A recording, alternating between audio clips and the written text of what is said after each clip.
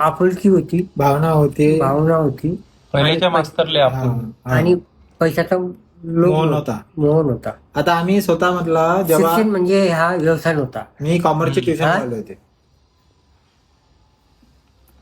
आता फक्त शिक्षण म्हणजे व्यवसाय झाला. व्यवसाय झाला. तो मास्तर मेला ना, मुस्लिम होता. त्या दिवशी